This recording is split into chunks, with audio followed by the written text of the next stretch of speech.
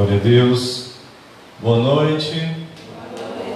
Paz seja convosco. Amém. Glória a Deus. Quantos trouxeram a Bíblia Sagrada nessa noite? Abram-na em Atos dos Apóstolos, capítulo 1, versículo 8. Todo mundo aí já conhece, né? O versículo. Atos, capítulo 1, versículo 8. Nós vamos falar um pouco hoje. Eu trouxe um pouco da história da igreja, da Reforma Protestante.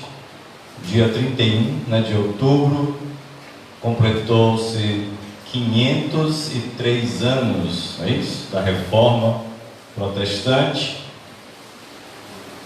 E eu trouxe um pequeno resumo da história que eu gostaria de relatar aqui nessa noite, porque quem não conhece a história acaba errando mais ainda. A Bíblia diz que nós erramos por não conhecer as Escrituras, nem o poder de Deus. E é muito importante nós conhecermos a história da igreja e olharmos os erros e os acertos do passado, para que nós possamos errar menos, hoje em dia, servindo o nosso Deus como igreja de Deus. Quando eu digo a igreja de Deus, não falo de uma denominação apenas, mas o corpo de Cristo, o povo que serve a Deus, o povo que ama ao Senhor e que faz parte do corpo de Cristo. Mas é importante nós olharmos para essa história, porque as pessoas que compõem o corpo de Cristo, durante a história, elas estiveram congregando em igrejas, se congregaram em denominações, e é importante nós conhecermos um pouco dessa história. E a história da igreja começa em Atos dos Apóstolos, depois de Cristo ter falado a respeito do estabelecimento dessa igreja em Mateus, no capítulo 16, naquela conversa com Pedro, onde Jesus fala que ele vai estabelecer uma igreja e as portas do inferno não vão prevalecer contra essa igreja. Mas nós vamos ler Atos dos Apóstolos, capítulo 1, o versículo 8, que diz assim: quantos encontraram? Amém. Glória a Deus. Por gentileza, fique de pé para nós lermos este versículo, fazermos uma rápida oração. Depois da oração você pode sentar novamente. Diz assim a palavra de Deus: mas recebereis poder, ou na sua Bíblia pode estar a virtude do Espírito Santo sobre vós, e ser-me-eis testemunhas, tanto em Jerusalém, como em toda a Judeia e Samaria, e até aos confins da terra. Diga: até aos confins da terra. Curve a sua cabeça. Pai amado, soberano, eterno Deus, nós te glorificamos, ó Deus, por estarmos aqui nessa noite. Pai, queremos te honrar, Pai, por aquilo que o Senhor fez, meu Pai, na história, por aquilo que o Senhor está fazendo e por aquilo que o Senhor vai fazer, meu Pai. Muitas vezes nós não compreendemos os acontecimentos, Senhor, nós não aceitamos com a nossa mente humana algumas coisas, Senhor, mas sabemos que tudo está sob o controle das suas mãos poderosas. Por isso nada pode correr fora, meu Deus, daquilo que já está estabelecido pela sua palavra, pelo seu poder, Senhor. Pai, fica conosco, nos dê da sua graça, sua unção, abre o nosso entendimento para que possamos receber, para que possamos compreender qual seja a boa, perfeita e agradável vontade do Senhor para as nossas vidas. Fica conosco, é o que eu te peço, no nome de Jesus. Amém, amém. Pode sentar. O livro de Atos dos Apóstolos, ele conta o início da história da igreja, baseado na ordem que está estabelecida aqui no versículo 8 do capítulo 1 de Atos dos Apóstolos. A palavra de Deus está dizendo: vocês vão receber poder. Jesus está dizendo isso. Vocês vão receber poder ou virtude do Espírito Santo, para que vocês possam ser minhas testemunhas. Vocês vão falar sobre mim, vocês serão testemunhas do que eu fiz, da obra que eu realizei, tanto em Jerusalém, que era exatamente o local, a geografia onde eles estavam, em Jerusalém, depois aos arredores, na Judeia e Samaria, e até os confins da terra, ou seja, por todo o mundo, vocês vão ser minhas testemunhas, vocês vão pregar a minha palavra. Em outro texto diz: ide por todo o mundo, pregai o evangelho a toda criatura, quem crê e for batizado será salvo, porém quem não crê será condenado. Então ele diz que o evangelho do reino deve ser pregado a toda criatura, para que assim chegue o fim de todas as coisas. Então esta pregação, esse testemunho é importante, e ele começa aqui em Atos dos Apóstolos, no capítulo 2, este Espírito Santo prometido é derramado. Os discípulos recebem um poder, um revestimento especial para poderem transmitir a mensagem do Evangelho. Uma mensagem poderosa, uma mensagem de salvação, aonde o ser humano que está afastado de Deus por causa do pecado, onde começou com Adão e Eva, agora o homem está afastado de Deus, e através de Jesus Cristo, ele vem unir novamente, ele vem ligar. A religião no seu significado é o religarem, que é unir de novo. Deus vem unir o que estava separado, o homem que estava longe de Deus. Através de Jesus Cristo, agora o homem se liga com Deus. Jesus é a ponte que liga, a ponte que vai ligar o homem a Deus. E este evangelho, ele diz que deve ser pregado. O evangelho quer dizer o quê? Boas novas, são boas notícias. E essa é a boa notícia, é que nós, mesmo sendo pecadores, podemos ser salvos por causa do sacrifício de Cristo Jesus lá na cruz do Calvário. Isso é maravilhoso para nós. Então, do capítulo 1, nós podemos entender, do capítulo 1 ao capítulo 7 de Atos dos Apóstolos, o evangelho é pregado em Jerusalém. O evangelho é falado para o povo de Jerusalém. Então, quando chegamos no capítulo 8, nós vemos a perseguição começa a chegar na vida dos cristãos, e eles são dispersos, começam a fugir exatamente para os lugares onde o Senhor disse que deveria ser pregado, em segundo lugar, depois de Jerusalém. Eles começam a fugir para a Judeia e Samaria, e o evangelho começa a ser pregado ali também. Glória a Deus. Então no capítulo 8 é anunciado na Judeia e na Samaria. No capítulo 9 nós vemos a conversão de um homem que perseguia a igreja de Deus, que se tornou um apóstolo, que é o apóstolo Paulo, o homem conhecido como apóstolo dos gentios. Quem são os gentios? Aquelas pessoas que não eram judeus. Aqueles que não eram judeus eram chamados de gentios, cujos judeus imaginavam que não era para pregar para esse povo. Então, a partir do capítulo 9, Saulo é convertido, e no capítulo 10, os não-judeus começam a ser evangelizados. A família de Cornélio, lá no capítulo 10 de Atos dos Apóstolos, é evangelizada. Eles recebem o Espírito Santo na vida deles, e o evangelho começa a ser pregado para aqueles que não eram judeus. Isso é a história da igreja, ainda relatada na Bíblia Sagrada, em Atos dos Apóstolos. Lá no capítulo 11, o evangelho chega na terceira maior cidade do mundo, Antioquia, aonde exatamente os irmãos pela primeira vez são chamados de cristãos. Lá em Antioquia, era a terceira maior cidade do mundo, onde o evangelho agora chega, e eles são chamados de... Do capítulo 13 e 14, nós vemos a primeira viagem missionária do apóstolo Paulo, aquele homem que se converteu. Está lá no capítulo 9, agora ele se torna um apóstolo, Jesus aparece para ele no meio do caminho, onde ele ia para perseguir o povo de Deus. Jesus aparece para ele, e ele é transformado num apóstolo, depois de um tempo de estudo da palavra de Deus, de comunhão com alguns irmãos, porque outros não acreditavam na conversão do apóstolo Paulo. Ele começa a pregar o evangelho, e ele já vai na sua primeira viagem missionária, do capítulo 13 ao 14 de Atos dos Apóstolos, onde a região da Galácia é evangelizada. Já nos capítulos 16 e 18 nós vemos a segunda viagem missionária do apóstolo Paulo. Preste atenção, ouça. nos capítulos 16 ao 18, é a segunda viagem, onde a Macedônia, as províncias da Macedônia e da Acaia começam a ouvir o Evangelho de Jesus Cristo. Lembre-se, eram lugares onde não tinha ouvido falar ainda o Evangelho de Jesus Cristo. Ele estava se espalhando, irmão Kim, o Evangelho estava se espalhando nesses lugares, através de um homem que não fazia parte dos 12 apóstolos,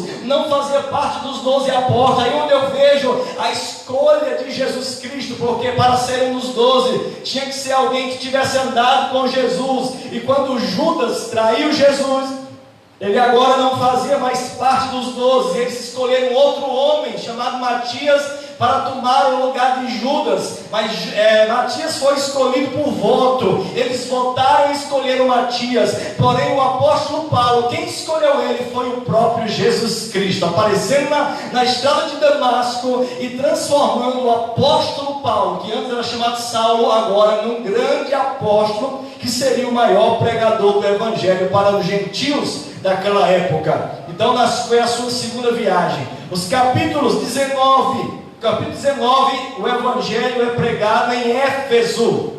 O apóstolo Paulo começa a pregar em Éfeso. Dali o Evangelho é pregado naquela região, onde muitas igrejas ali, aquelas igrejas que estão lá em Apocalipse, ouviram o Evangelho nessa época. A igreja de Filadélfia, Laodiceia, aquelas 7 igrejas que foram enviadas as cartas do apóstolo João, foram evangelizadas nesse tempo, conheceram o Evangelho. No capítulo 20, o Evangelho continua se espalhando em várias regiões. O Evangelho vai crescendo, vai se espalhando, principalmente pela pregação do apóstolo Paulo. Do capítulo 21 ao último capítulo de Atos, que é o capítulo 28, fala das perseguições, fala das prisões, dos naufrágios do apóstolo Paulo. Um apóstolo que sofreu muito para pregar o Evangelho de Jesus Cristo, para que o Evangelho pudesse chegar até nós. Hoje nós pudéssemos estar aqui nessa noite, exaltando e glorificando o nome de Jesus Cristo.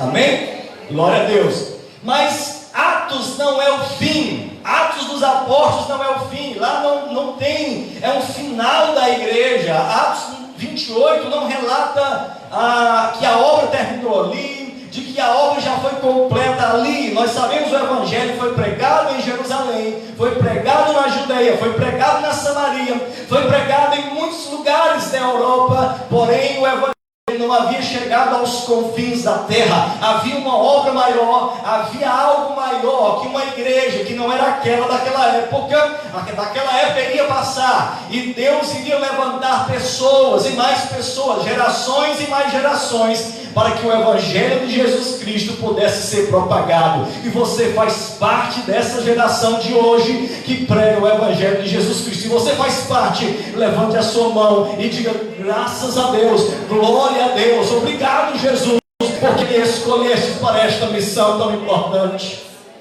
Glória a Deus por isso. Então, Atos não é o fim da história da igreja. Nós precisamos olhar para a história da igreja no decorrer dos séculos para aprendermos com ela. No ano 54 depois de Cristo, Nero é o imperador.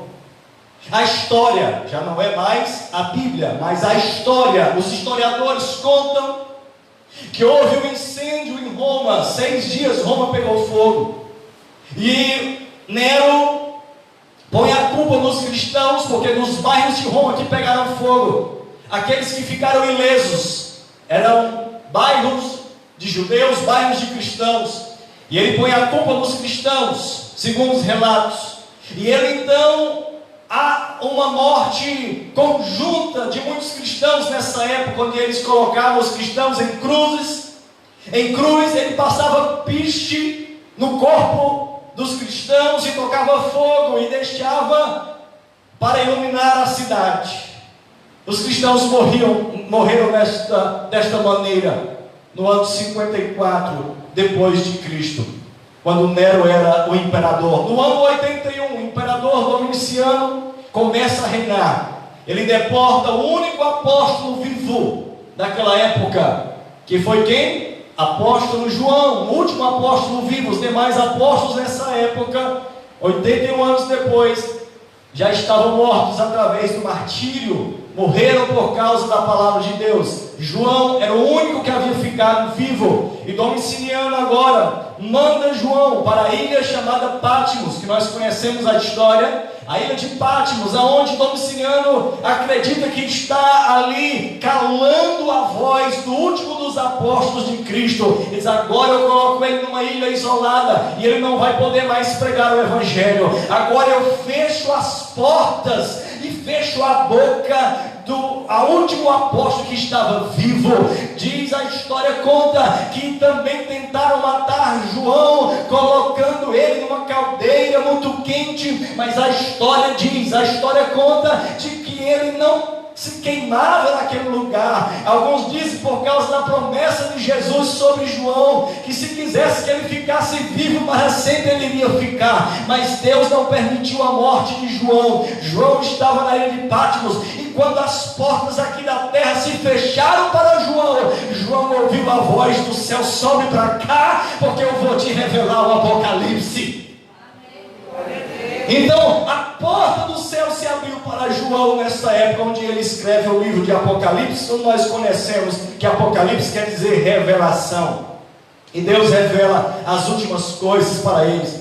E depois disso, muitos imperadores cruéis surgiram na história: Marco Aurélio, Técio, Diocleciano, muitos imperadores carrascos que matavam os cristãos. É aquela história que nós ouvimos falar dos cristãos que eram jogados nas arenas para os leões devorarem, irmãos que eram enterrados vivos, e assim tantas histórias, né? Às vezes nós ouvimos, né, aquele louvor que diz assim, né: eu queria ver a bravura dos santos em plena arena. Irmãos, eu não queria ver aquilo, eu não queria ver, irmãos, a bravura deles, mas eu posso hoje aplaudir e glorificar a Deus, porque eles tiveram essa bravura, porque eles realmente foram santos, porque eles realmente não negaram Jesus, mesmo sofrendo a pena de morte, eles glorificaram o nome de Jesus Cristo. Por isso nós podemos louvar a Deus por causa da vida deles, amém?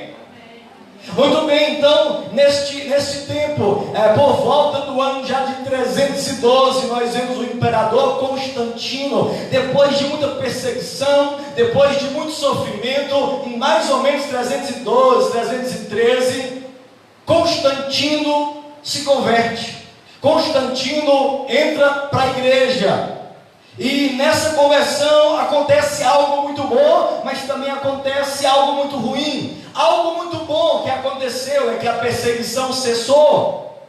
As terras que eram confiscadas pelo governo foram devolvidas aos cristãos, foram devolvidas para a igreja agora não era mais perseguida. Constantino agora, a igreja e o clero, a igreja e o Estado estavam juntos, estavam tudo bem. Foi uma bênção para esse lado. Os templos, as igrejas foram construídas nessa época, ou seja, a igreja voltou a adorar nos templos, a igreja voltou a se congregar. Por este ano, por esta época, porém houve uma decadência espiritual e uma decadência moral. À medida em que a igreja teve tudo nas mãos, eles também decaíram na sua vida moral, na sua vida espiritual e doutrinária. Por quê? Porque sendo Constantino o imperador, ele começou a fazer o que queria com a igreja, ele começou a dominar a igreja, as doutrinas, até a sua mãe entrava no meio da igreja, conseguiu introduzir na igreja algumas doutrinas que a igreja não seguia, não tinha costume. Eles começaram a adorar imagens de escultura nessa época. Eles começaram trazendo os restos mortais de Pedro, vamos trazer os restos mortais dos apóstolos, vamos trazer a cabeça de João Batista, e as pessoas começaram a fazer prece para essas coisas, e ao invés de trazer os restos mortais, eles disseram: vamos colocar uma imagem, é melhor do que trazer ossos para a igreja. Então nesse contexto apareceram as imagens de escultura, também estabeleceram o papado, algumas coisas aconteceram nessa época, e alguns irmãos que não aceitavam tiveram que saíram da igreja e foram perseguidos, foram mortos nessa época. Então em 325 é discutido a divindade de Jesus Cristo, foi discutido de uma forma veemente, poderosa, algo assim que eles já não entendiam mais. Então começavam as discussões para saber se Jesus era realmente divino, se Jesus veio realmente humano e morreu na terra. Então começou uma discussão muito grande. E nós vamos chegando mais para cá, chegamos na Idade Média. Chegamos na Idade Média, chamada a Idade das Trevas. Chegamos nessa idade, do ano 5 para o 15º século, do 5º século para o 15º século. A igreja se fortalecia politicamente, a igreja se fortalecia financeiramente, porém ela caía moralmente, ela caía doutrinariamente também. Não seguia mais os preceitos da Bíblia Sagrada, ela não seguia mais os preceitos de Jesus.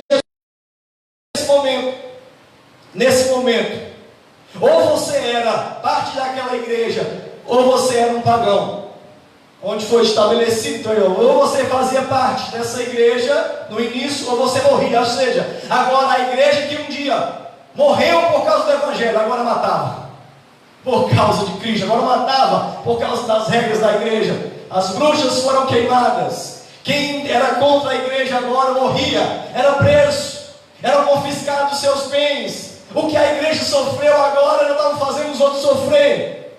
Então Deus levanta na Inglaterra John Wycliffe, o professor de Oxford, convertido, que pregava contra os erros da igreja nessa época. Os sacerdotes só pregavam em latim, e as pessoas não entendiam a palavra de Deus, não podiam ler a Bíblia, só os sacerdotes podiam ler a Bíblia nesta época, chamada Idade das Trevas. Os cultos ou as missas eram realizadas em latim, ninguém podia entender as escrituras sagradas. John Wycliffe se levantou pregando contra os sacerdotes. Quando faziam isso, eles ouviram que ele pregava contra a igreja, então eles pegaram ele, porque ele começou a traduzir a Bíblia para o inglês. Quando eles descobriram que ele estava traduzindo a Bíblia para que as pessoas pudessem ler a Bíblia, então eles pegaram ele e mataram. Ele não conseguiu terminar a sua obra. Os seus discípulos, anos depois, conseguiram terminar. Isso é história, tá bom? É história da igreja, fatos, que às vezes até na escola a gente escuta. Então o que aconteceu? Um dos discípulos de John Wycliffe, começou a pregar com muito poder, porque a igreja é assim, irmãos. A igreja é igual a clara do ovo, quanto mais bate nela, mais ela cresce. Quanto mais se matava gente por causa da fé, mais gente se convertia. Quanto mais se tentava barrar a igreja, mais pessoas se convertiam. Sabe por quê? Porque as portas do inferno não prevalecerão contra a igreja de Jesus Cristo. Foi o próprio Jesus quem disse isso. Glória a Deus, glorifica Jesus. Não se envergonhe não, irmão, de ser cristão. Não se envergonhe de adorar a Deus. Não se envergonhe de ler a Bíblia, porque muita gente pagou o preço para que hoje você pudesse andar com a Bíblia debaixo do braço, ou na sua mão, colocar na sua estante. Por isso, leia a Bíblia. Pode aplaudir, não se envergonhe. Muita gente sofreu para que hoje nós tivéssemos essa liberdade. E o discípulo de John Wycliffe pregava com poder, denunciando as heresias. Quem era ele? John Hus. John Hus, seu discípulo, começou a pregar com muito poder. A igreja ficou de olho nele. Opa, foi considerado herege. Colocaram ele também para ser queimado vivo. Quando eles acenderam fogo para matar John Hus, ele profetiza e diz: hoje vocês estão matando um ganso, mas daqui 100 anos vai nascer um cisne, o qual vocês não poderão matar. 100 anos depois apareceu Martinho Lutero. Aleluia, 100 anos depois apareceu Martinho Lutero. Você entendeu? Glorifica a Jesus. Aleluia, glória a Deus. Ele profetiza isso. Quando Martinho Lutero aparece no cenário, ele vai para a escola, ele também é um professor de teologia. E lá no meio da igreja ele está estudando, e ele começa a ver algumas coisas que estão acontecendo, e ele começa a ver que tem alguma coisa errada. Quando ele começa porque só quem podia ler a Bíblia era quem ia para o convento, para se tornar um monge, padre. Então ele começa a ler as Escrituras, ele começa a entender, ele começa a ouvir: peraí, a salvação não é pelas obras, a salvação é pela fé. Pela graça sois salvos, isso não vem de vós, é dom de Deus. Ele começa a ler, ele começa a ver, não vem da fé para que ninguém, não vem das obras para que ninguém se glorie, mas é da fé. As obras é um complemento de quem tem fé, porque as obras mostram que alguém tem fé, mas não é porque eu faço a obra que eu vou para o céu, mas porque eu tenho fé primeiro. Por isso é que eu faço obra, por isso a fé é quem salva em Jesus Cristo. E ele começa a ler, então ele coloca 95 teses e prega lá, para os líderes religiosos verem. Ele diz: se vocês provarem ao contrário, eu volto. Então ele é chamado para se retratar. Quando ele vê também as indulgências, é o que era o ponto, o ápice dos erros que Martim Lutero presenciou naquele tempo. E quando ele fixou as 95 teses, foi exatamente em 31 de outubro, em que ele fixa as 95 teses. E quando ele vê que a salvação está sendo vendida, quando ele vê que as pessoas compram as suas indulgências para que os seus pecados sejam perdoados durante 5 anos, 10 anos, quem tinha mais dinheiro comprava mais tempo para poder pecar. Quem era muito rico comprava logo para a vida toda. Posso pecar à vontade, comprei minha indulgência. Se o parente tinha morrido, lembre-se que é história, estou contando a história. É história. História da igreja. Eles vendiam as indulgências. Se você tinha um parente que morreu, ele dizia: olha, você gosta, você ama o teu filho, você ama o teu pai, você ama a tua mãe que morreu, o seu tio. Ele não era bom o suficiente para ir para o céu, ele nem era mal tanto para ir para o inferno, por isso ele está no purgatório. Mas é indulgência. Quando a moeda cair no caixote, ele pula do purgatório e vai para o céu. Então as pessoas pagavam para que os seus parentes pudessem sair do purgatório para o céu. Mais uma vez eu digo, isso é história.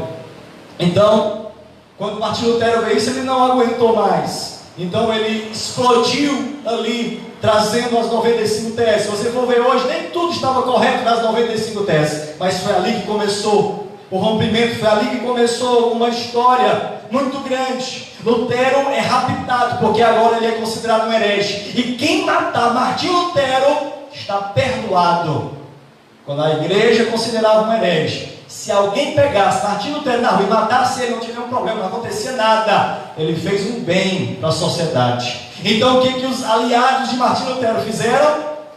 Raptaram Lutero e esconderam ele, ou seja, mas foram os amigos que raptaram Lutero, não foram inimigos. Então eles raptaram Lutero, esconderam ele num castelo, e ali ele passou 10 anos escondido. Durante esses 10 anos o que ele fez? Exatamente o que Deus quer que o homem faça. Ele começou a traduzir a Bíblia para o alemão, para que pessoas comuns pudessem ler e aprender da palavra de Deus. A tua Bíblia está hoje aí na tua mão, porque muitos sofreram para traduzir a Bíblia, sentado numa cadeira, traduzindo, estudando, escrevendo, para que hoje você tivesse a palavra de Deus nas tuas mãos. Por isso dá valor ao que está nas tuas mãos aí, dá valor às Escrituras, porque é a palavra de Deus. Por isso que a palavra de Deus, eu digo, ela não precisa ser atualizada não, porque ela já é muito atual, foi escrita há muito tempo atrás, mas ela é igual um jornal. Você abre hoje e ela está falando tudo o que está acontecendo hoje. Então ele começa a traduzir a Bíblia para o alemão, e a reforma começa a ser estabelecida em vários países. Na Europa, a Europa foi um berço dessa reforma, mas a frieza volta a reinar. Se não fosse, irmãos, os avivamentos que Deus trazia na história, os avivamentos fazem parte da história. Assim como Deus derramou o seu Espírito ali no Atos 2, no dia de Pentecostes, no decorrer da história, Deus fez também algumas coisas para que a igreja pudesse se animar, para que a igreja pudesse ser aquecida com o amor, com o calor do Espírito Santo, para que a igreja pudesse amar verdadeiramente a Jesus. E algumas coisas aconteceram na história. A frieza estava voltando de novo. De repente, em 1739, John Wesley começa, Deus derrama um grande avivamento na Inglaterra, através de John Wesley. No país de Gales, outro avivamento. Charles Spurgeon foi levantado para rebater doutrinas falsas, um grande homem de Deus. Jonathan Edwards, um grande avivamento, onde ele era um homem bem magro, alto, dizem que ele era magro de tanto jejuar. Onde ele uma vez pregou um sermão muito famoso, conhecido, pecadores nas mãos de um Deus irado. Quando ele prega, as pessoas ficam boquiabertas olhando para ele e começam a ver que a terra está se abrindo. As pessoas começaram a ter visões quando ele pregava, e o avivamento foi tão grande na cidade dele, que até quando terminou o culto, as pessoas iam para casa e ouviam as pessoas orando em suas casas, em seus quartos, chorando, pedindo perdão por causa dos seus pecados. Mas depois desse avivamento de 1739, mais uma vez, depois de um tempo, esse avivamento dura uns 3 anos, a frieza vai voltando depois, e começa o secularismo, a frieza espiritual, as pessoas não querem mais saber de Deus, começa a surgir aqueles homens que dizem, Deus não existe, a terra veio, foi uma explosão, e começam a criar teorias para tirar Deus da história, e a frieza volta. Em 1898 começa um homem chamado Charles Parham. Charles Parham abriu um ministério e ele começa uma escola bíblica. Ele começa a ensinar a vários homens a palavra de Deus nessa escola bíblica. E ele acreditava no poder do Espírito Santo. Ninguém se ouvia mais falar em pessoas recebendo o Espírito Santo. Os dons espirituais tinham passado, cura divina, ninguém acreditava mais nisso. Mas ele começou a com jovens. Mas nesse tempo nos Estados Unidos que ele começou a se reunir, era o tempo da segregação, aonde os brancos não se misturavam com os negros. E havia um jovem cheio do Espírito Santo que queria assistir às aulas e não podia porque era negro. Ele insistiu, o professor disse, você não pode assistir dentro da sala de aula, porque senão a polícia vai barrar as nossas aulas. Ele disse, eu assisto lá de fora. Ele então começou a assistir às aulas da janela, começou a assistir às aulas porque ele era negro, não podia entrar na sala de aula. E toda vez que terminava a escola bíblica, eles iam orar, buscando o Espírito Santo. Senhor, derrama o Espírito Santo, nos batiza com o Espírito Santo. E eles oravam e ele não podia orar. É tanto que os brancos começaram a receber, ele lá fora ainda não tinha recebido. Então ele foi sozinho para Los Angeles, foi hospedado por uma família, e lá ele começou a orar nesta casa, não exatamente nessa casa. William Seymour, 9 de abril de 1906, ele estava orando. O púlpito era 2 caixas, onde ele encostava a cabeça e ficava orando. Passava 5 horas de oração. O Espírito Santo desce lá naquela rua chamada Rua Azusa, que ainda hoje é comentada muito em Los Angeles, nos Estados Unidos. O Espírito Santo desce ali, ele é batizado no Espírito Santo, e começa um mover de Deus muito grande ali naquele lugar. E a partir daquele dia, muitas igrejas passaram a surgir daquele movimento, principalmente as igrejas pentecostais, como a Assembleia de Deus. Depois veio outros movimentos, a igreja cristã, e muitas igrejas surgiram dali, de lá vieram para outros países. A evangelização começou a crescer no mundo através daquele movimento que durou mais ou menos uns 3 anos ali na Rua Azusa. Isso é história. Então, daquele movimento, a igreja até hoje ela não para de crescer. A igreja quadrangular também veio com uma coisa bem diferente, porque naquele tempo os homens predominavam. Os homens era quem podiam subir nos púlpitos para pregar. De repente uma mulher aparece, cheia do Espírito Santo, escolhida por Deus para pregar. Lá em Messi, como McPherson, ela começa também a pregar a palavra de Deus. Ela se casa com um homem que vem desses movimentos de avivamento. Ele está pregando e Deus está curando, batizando com o Espírito Santo. Ela casa-se com ele. A partir dali, ela começa a buscar uma experiência com o Espírito Santo, e Deus começa a usar aquela mulher. E a igreja então é inaugurada, uma grande igreja para 5.000 pessoas em Los Angeles. O tempo dos anjos, a igreja quadrangular é então estabelecida ali em Los Angeles em 1923, e o nome do Senhor é glorificado. A primeira igreja que começa a usar uma rádio, os irmãos não usavam rádio porque achavam achavam que isso não era de Deus naquele tempo. A igreja começa a usar rádio para pregar o Evangelho, para dizer que Jesus Cristo salva, que Jesus Cristo batiza no Espírito Santo, que Jesus Cristo cura e que Jesus Cristo em breve voltará para levar a sua igreja. Aleluia. Enquanto Ele não volta, atos continuam acontecendo. Enquanto Jesus não volta para buscar a sua igreja, irmãos, atos continua sendo escrito por mim e por você. Atos continua sendo escrito por pessoas que decidiram pregar o Evangelho, foram chamadas pela graça de Deus, têm fé em Jesus Cristo para serem salvas. Continua sendo pecador, continua sendo comedor de arroz e feijão, porque só quem não pode pregar é comedor de capim. Esse não pode pregar, mas quem come arroz e feijão pode. São seres humanos pecadores, cobertos por uma graça, que é um favor imerecido que vem de Jesus Cristo. Aleluia. Quando Deus olha para mim e para você, Ele está vendo o sangue de Jesus, que perdoa os nossos pecados. Ele vê o sangue de Jesus, que nos cobriu, que nos lavou, para nós termos uma nova criatura, em nome de Jesus. Aleluia, glória a Deus. Aleluia, louvado seja Deus. E é por isso que nós estamos aqui nessa noite louvando a Deus, porque pessoas ouviram o chamado, como o pastor Monteiro e a pastora Sandra, e saíram da sua cidade e estão aqui nessa cidade com propósitos de orar, de clamar por todos, por pessoas simples, desde pessoas simples às autoridades, como a Bíblia nos manda orar e clamar e interceder. Por isso estamos aqui, para que o de Jesus Cristo possa ser glorificado. E podemos pedir ainda, porque sempre na história nós precisamos de avivamento. Hoje nas igrejas na Inglaterra, igrejas da Europa, são igrejas que hoje 4, 5% das pessoas frequentam os cultos. Mais uma vez nós ouvimos hoje perseguição contra a igreja, começando a cristofobia, igrejas sendo queimadas. Nós estamos ouvindo aí, na França, em alguns lugares onde a igreja está sendo perseguida. E nós vemos também lugares frios, onde o ateísmo cresce bastante. Então o que nós precisamos? Continuar clamando por avivamento, porque o nosso Deus não perde para ninguém. Deus não perde para ninguém. Ele fica calado esperando o momento certo. A gente diz, Deus parece que sumiu. Alguém diz que Deus não existe, Deus não está fazendo nada na história. Mas deixa eu dizer, Deus está no controle da história. Deus nunca saiu. Deus nada saiu das mãos de Deus.